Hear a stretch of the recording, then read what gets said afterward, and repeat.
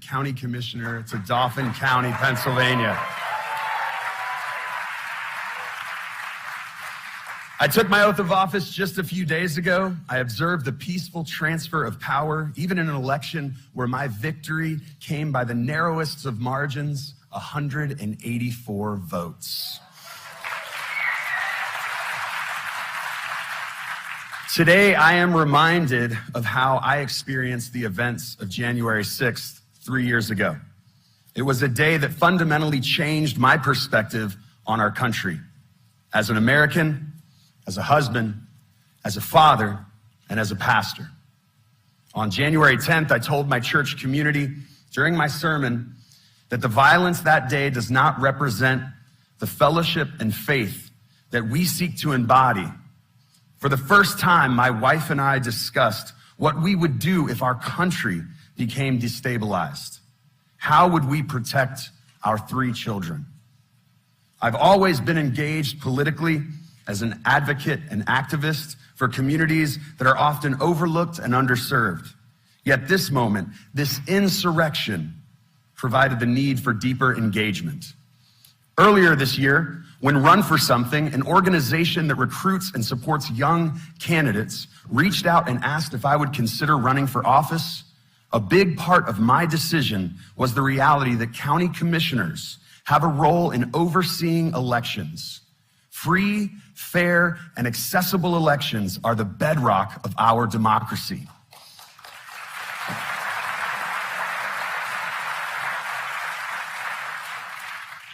Donald Trump represents a clear and present danger to that democracy.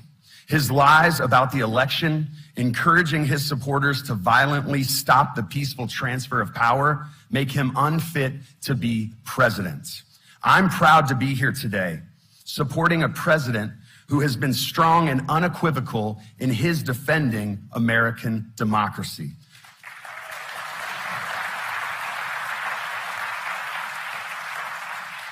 A president whose leadership is exactly what we need in this moment. It is my honor to welcome to the stage the President of the United States, Joe Biden, and the First Lady of the United States, Dr. Jill Biden.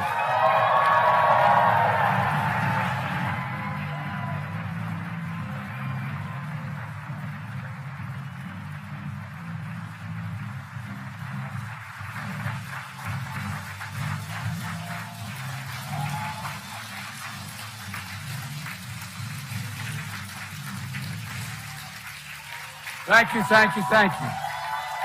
Thank you.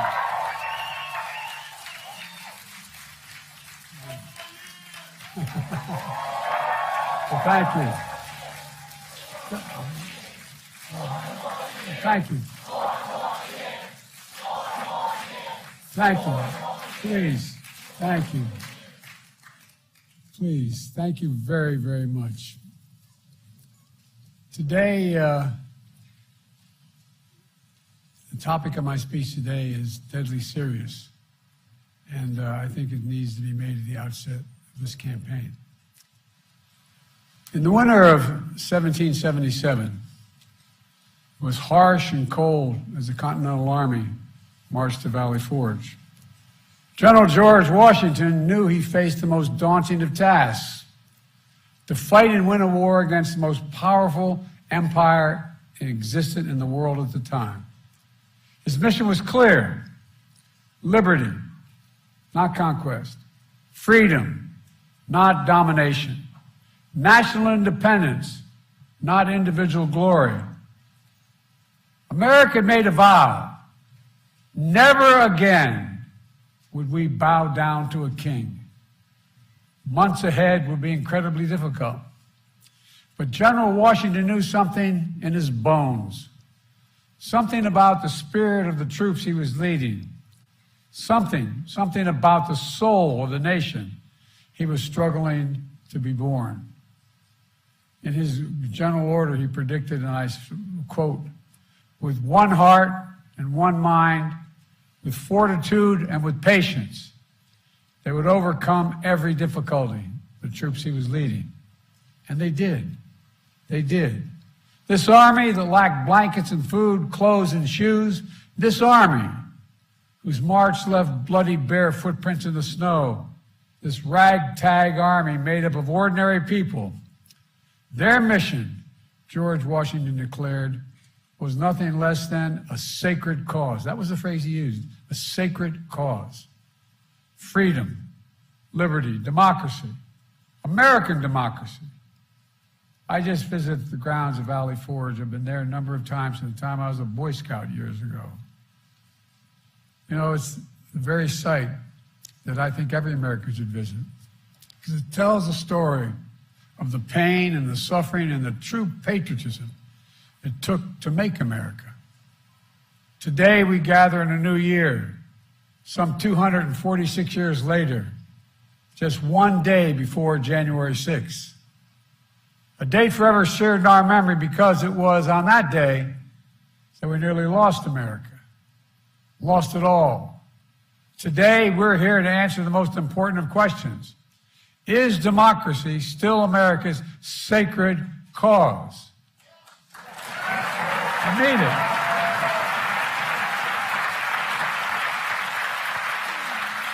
it. This is not rhetorical, academic, or hypothetical. Whether democracy is still America's sacred cause is the most urgent question of our time. And it's what the 2024 election is all about. The choice is clear.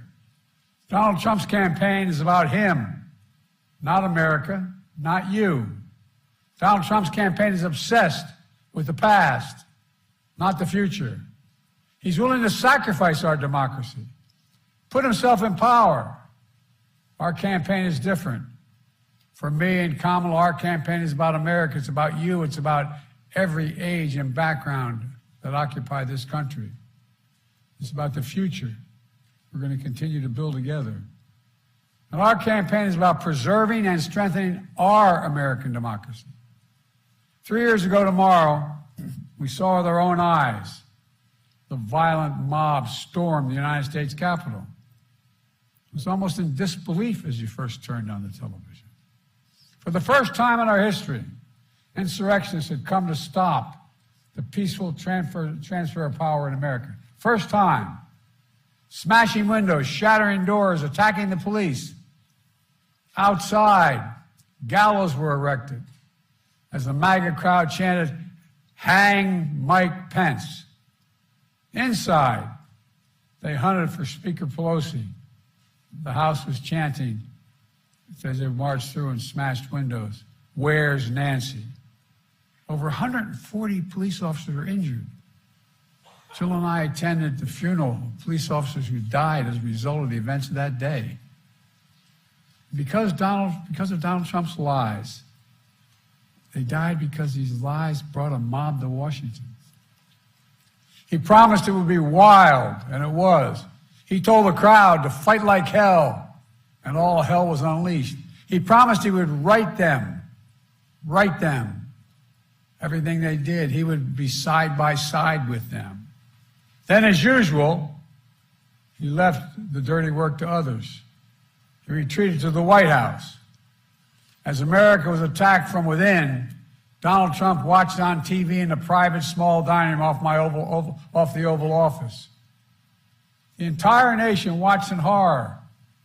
The whole world watched in disbelief. And Trump did nothing.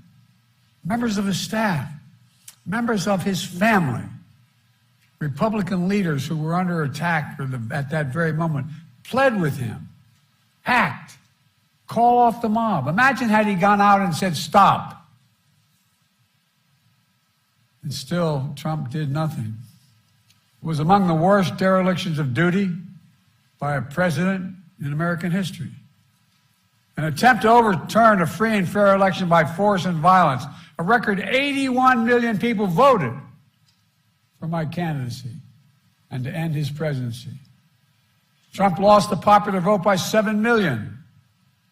Trump's claims about the 2020 election never could stand up in court. Trump lost 60 court cases. 60. Trump lost the Republican-controlled states. Trump lost before a Trump-appointed judge and then judges. And Trump lost before the United States Supreme Court. All of it. He lost. Trump lost recount after recount after recount and state after state. But in desperation and weakness, Trump and his MAGA followers went after election officials who ensured your power as a citizen would be heard. These public servants had their lives forever upended by attacks and death threats for simply doing their jobs. In Atlanta, Georgia, a brave black mother and her daughter, Ruby Freeman and Shay Moss, were doing their jobs as election workers until Donald Trump and his MAGA followers targeted and threatened them, forcing them from their homes and unleashing racist vitriol on them. Trump's personal lawyer, Rudy Giuliani, who was just hit with a $148 million judgment for cruelty and defamation that he inflicted against them. Other state and local elected officials across the country faced similar personal attacks. In addition, Fox News agreed to pay a record $787 million for the lies they told about voter fraud. Let's be clear about the 2020 election. Trump exhausted every legal avenue available to him to overturn the election. Every one. But the legal path just took Trump back to the truth. That I'd won the election and he was a loser.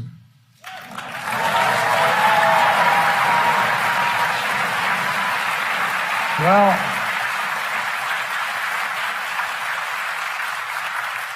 so knowing how his mind works now, he had one act left, one desperate act available to him: the violence of January the 6th. And since that day, more than 1,200 people have been charged for their assault on the Capitol. Nearly 900 of them have been convicted or pled guilty. Collectively, to date, they have been sentenced to more than 840 years in prison.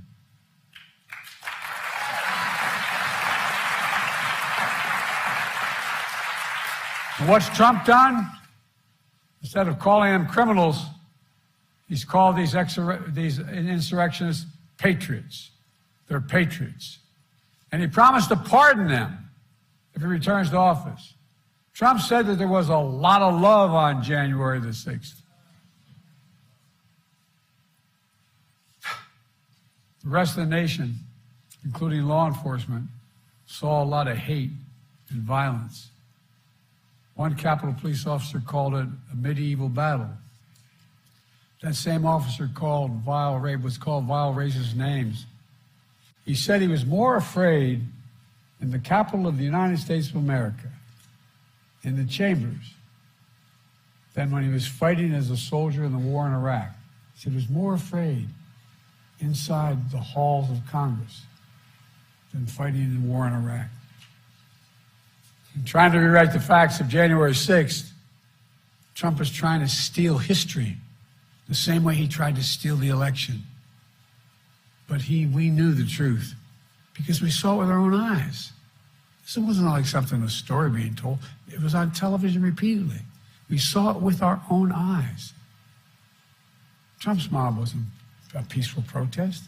It was a violent assault. They were insurrectionists, not patriots. They weren't there to uphold the Constitution. They were there to destroy the Constitution. Trump won't do what an American president must do. He refuses to denounce political violence. So hear me clearly. I'll say what Donald Trump won't. Political violence is never, ever acceptable in the United States political system. Never, never, never. It has no place in a democracy, none. You can't be pro-insurrectionist and pro-American.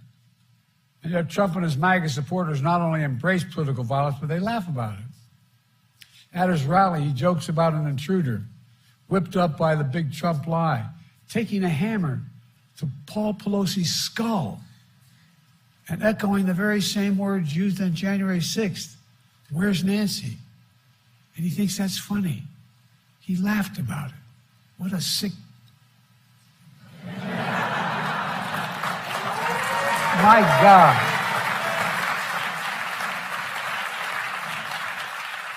I think it's despicable, seriously.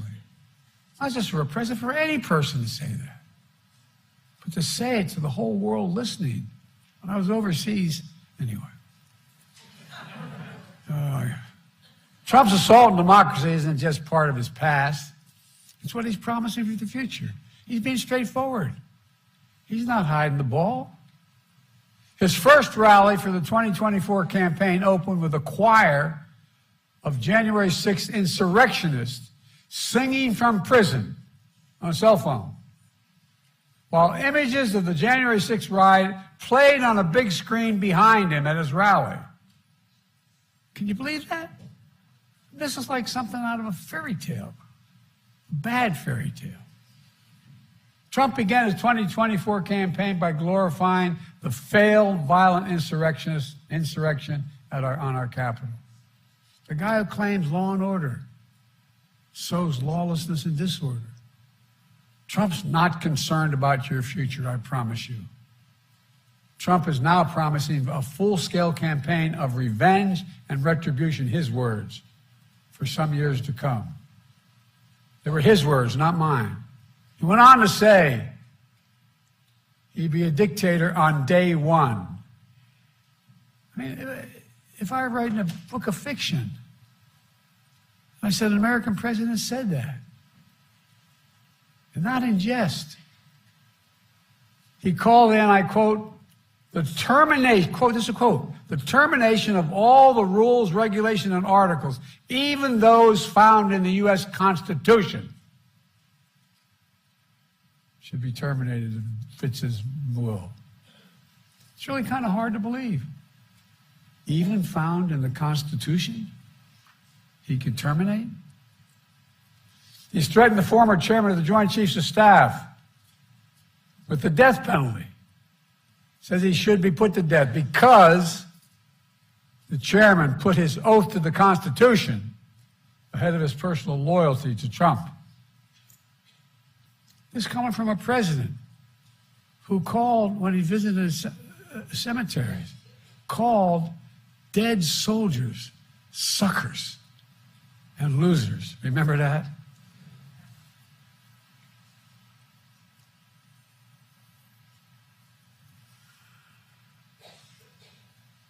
Sometimes I'm really happy the Irish in me can't be seen. It was right around the time I was at Bo's grave, Tommy.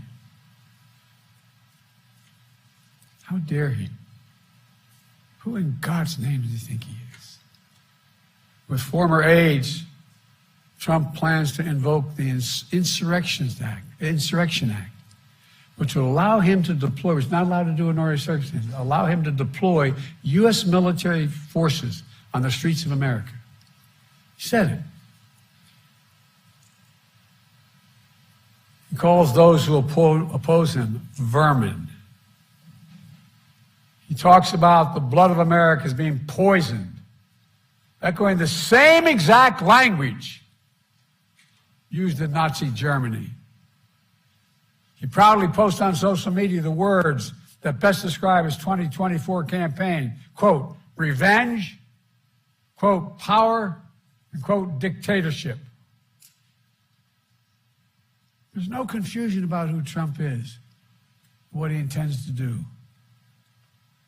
I placed my hand on our family Bible, and I swore an oath on the very same steps of the Capitol, just 14 days after the attack on January the 6th.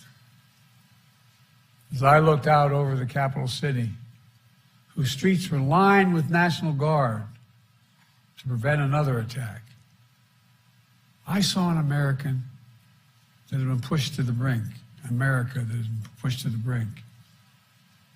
But I felt enormous pride, not in winning, I felt enormous pride in America, because American democracy had been tested.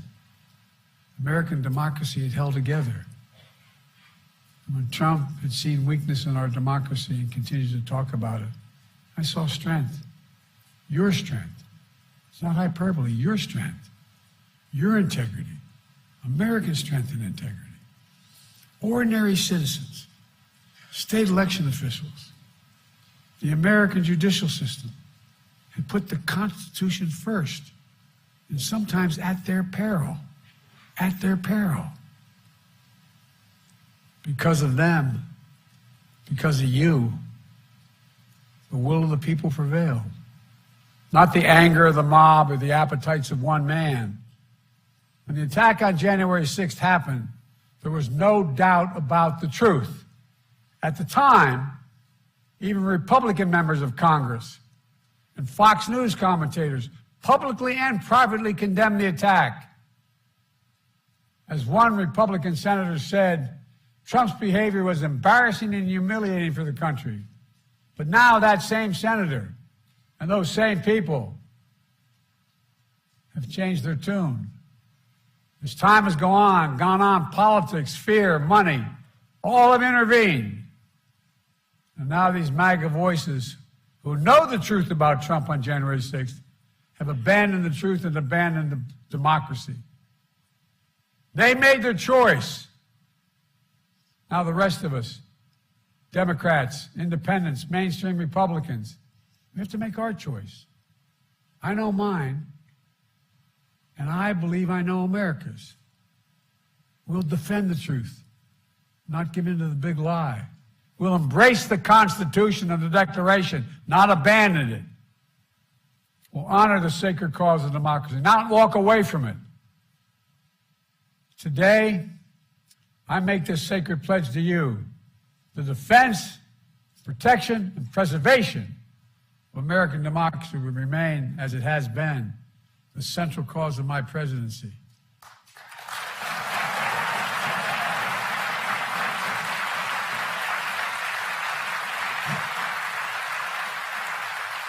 America, as we begin this election year, we must be clear. Democracy is on the ballot. Your freedom is on the ballot. Yes, we'll be voting on many issues. On the freedom to vote and have your vote counted. On the freedom of choice. The freedom to have a fair shot. The freedom from fear. And we'll debate and disagree. Without democracy, no progress is possible. Think about it. The alternative to democracy is dictatorship. The rule of one, not the rule of we, the people. That's what the soldiers of Valley Forge understood. And so was me. We have to understand it as well. We've been blessed so long with a strong, stable democracy. It's easy to forget why so many before us risked their lives and strengthened democracy. What our lives would be without it. Democracy means having the freedom to speak your mind, to be who you are, to be who you want to be. Democracy is about being able to bring about peaceful change.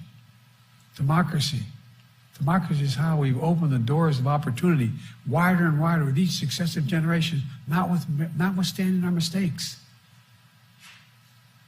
But if democracy falls, we'll lose that freedom. We'll lose the power of we, the people, to shape our destiny. If you doubt me, look around the world. Travel with me as I meet with other heads of state throughout the world. Look at the authoritarian leaders and dictators Trump says he admires. He out loud says he admires. I won't go through them all. It'll take too long. Look, remember how he refers to what he calls love letter exchanges between he and the dictator of North Korea?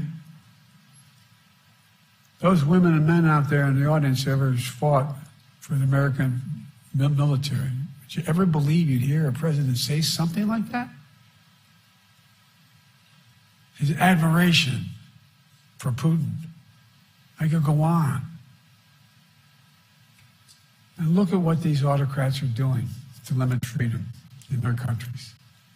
They're limiting freedom of speech, freedom of press, freedom to assemble, women's rights, LGBTQ rights. People are going to jail, so much more. It's true, the push and pull of American history is not a fairy tale. Every stride forward in America is met with ferocious backlash many times from those who fear progress and those who exploit that fear for their own personal gain. From those who traffic in lies, toll for power and profit. For those who are driven by grievance and grift, consumed by conspiracy and victimhood. From those who seek to bury history and ban books. Do you ever think you'd be in a political event talking about book banning for presidential in the presidential election? The choice and contest between those forces, those competing forces, between solidarity and division is perennial. But this time it's so different. You can't have a contest.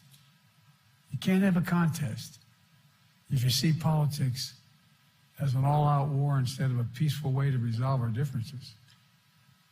All-out war is what Trump wants. That's why he doesn't understand the most fundamental truth about this country.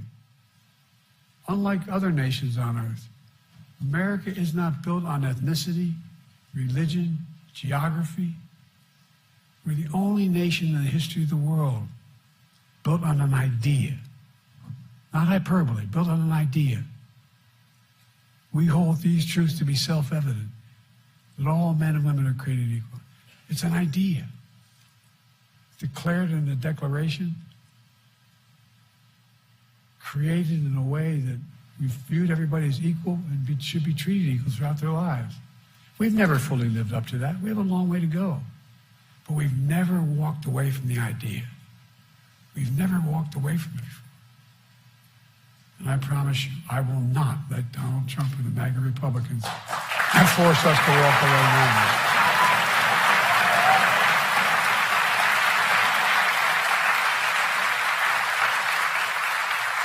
We're living in an era where a determined minority is doing everything in its power to try to destroy our democracy for their own agenda.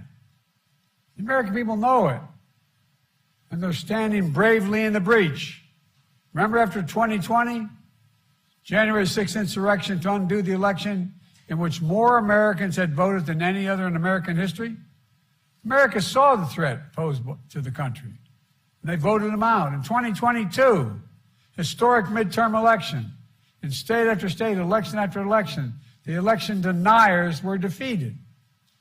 Now in 2024, Trump is running as the denier-in-chief, the election denier-in-chief. Once again, he's saying he won't honor the results of the election if he loses. Trump says he doesn't understand. Well, he still doesn't understand a basic truth.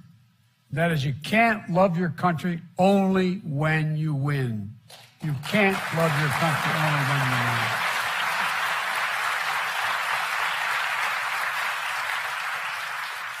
Well, I'll keep my commitment to be president for all of America, whether you voted for me or not. I've done it for the last 3 years, and I'll continue to do it. Together, we can keep proving that America is still a country that believes in decency, dignity, honesty, honor, truth. We still believe that no one, not even the president, is above the law. We still believe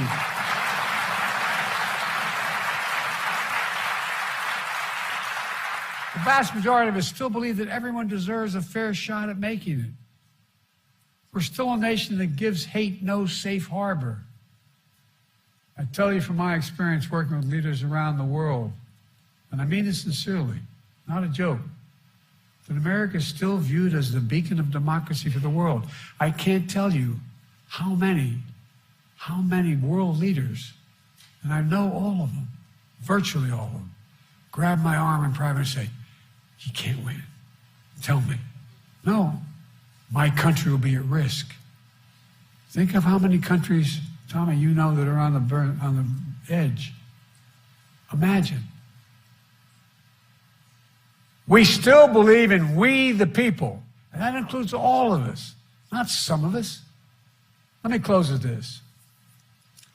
In the cold winter of 1777, George Washington and his American troops at Valley Forge waged a battle on behalf of a revolutionary idea. that everyday people, like where I come from and the vast majority of you, not a king or a dictator, that everyday people can govern themselves without a king or a dictator. In fact, in the rotunda of the Capitol, there's a giant painting of General George Washington, not President Washington. And he is resigning his commission as Commander-in-Chief of the Continental Army. A European king at the time said, after he won the revolution, now's the time for him to declare his kingship. But instead, the mob that attacked the Capitol, waving Trump flags and Confederate flags, stormed right past that portrait. That image of George Washington gave them no pause, but it should have. The artist who painted that portrait memorialized that moment because he said it was, quote, one of the highest moral lessons ever given to the world, end of quote. George Washington was the height of his power, having just defeated the most powerful empire on earth. Could have held on to power as long as he wanted. He could have made himself not a future president, but a future monarch, in effect. And by the way, when he got elected president, he could have stayed for 2, 3, 4, 5 terms till he died.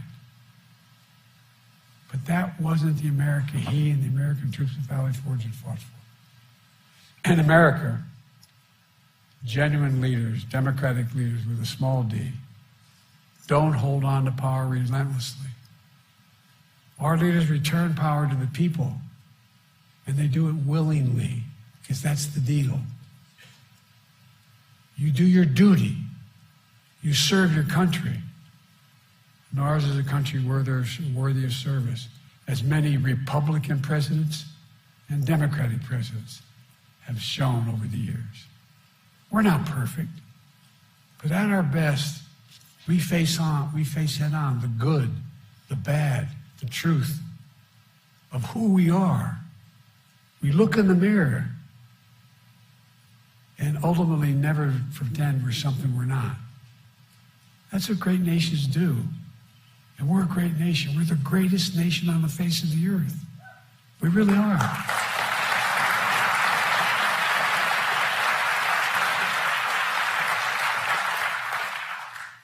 That's the America I see in our future.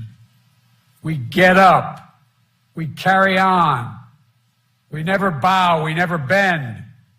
We speak of possibilities, not carnage. We're not weighed down by grievances. We don't foster fear. We don't walk around as victims. We take charge of our destiny. We get our job done with help of the people we find in America, who find their place in a changing world and dream and build a future that not only they, but all people deserve a shot at. We don't believe, none of you believe America's failing.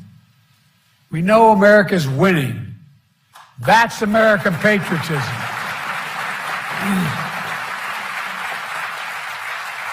It's not winning because of Joe Biden. It's winning. This is the first national election since January 6th. Insurrection placed a dagger at the throat of American democracy since that moment. We all know who Donald Trump is. The question we have to answer is, who are we? That's what's at stake. Who are we?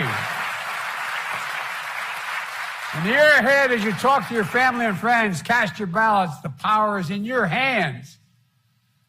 After all we've been through in our history, from independence to civil war to 2 world wars to a pandemic to insurrection, I refuse to believe that in 2024 we Americans will choose to walk away from what's made us the greatest nation in the history of the world.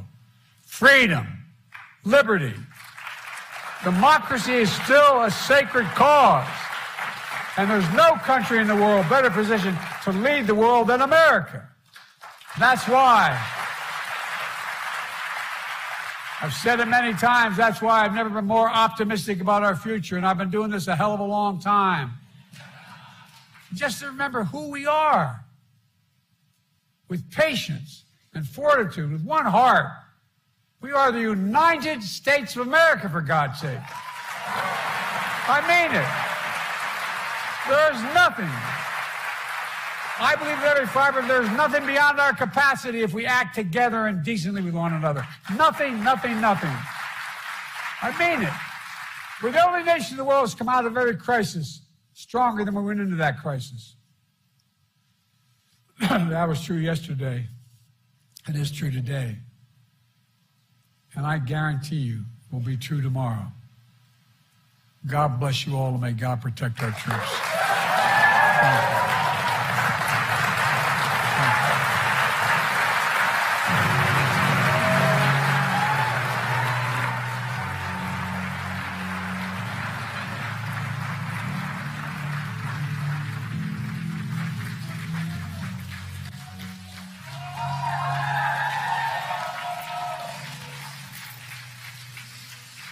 I understand power.